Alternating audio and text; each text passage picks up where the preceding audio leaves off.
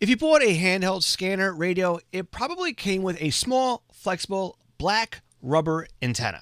In the hobby, we affectionately call these rubber ducks.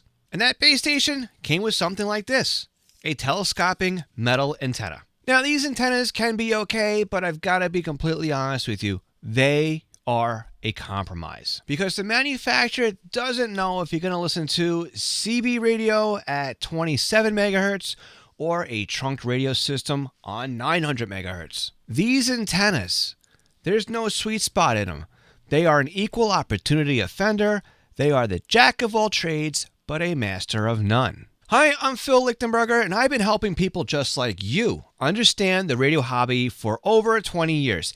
This is day 9 of our 30-day journey through the scanner radio hobby, and today we are talking about the ears of your radio, the antenna. Radio signals are like light, and they hate obstacles. If you're sitting in your living room or even in your basement, that tiny antenna has to fight through your drywall, your insulation, and your siding just to try to catch that signal through the air. The quickest way to supercharge your scanner is to give it bigger and better ears. This can be as simple as buying a tuned antenna, one that is specifically designed to hear the frequencies that you want to hear. For example, an antenna like this is a dedicated 800 megahertz antenna. That antenna will do great on 800 megahertz signals and trunked radio systems, but because it's tuned to 800 megahertz, VHF and UHF signals won't be improved. In fact, it could actually harm your reception on those frequencies. But if you really want to see what your scanner radio can do, and if you want to hear as much as it can hear,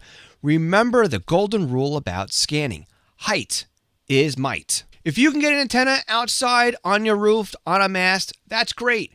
If you can't, if you can at least get your antenna to a window, you may see a huge improvement on your reception. But remember too, a lot of this is the old school way of scanning when it came to conventional. With today's modern trunk radio systems, they are built to blanket the area that they need to cover. And a lot of times, just using the antenna that came with the radio can be good enough. If you're already bringing in 100% of the signal, you're not going to bring in anything more or improve anything any further by upgrading your antenna. But this is all part of the hobby, trying new things, modifying, and adjusting. Let me know in the comments what kind of antenna that you are using.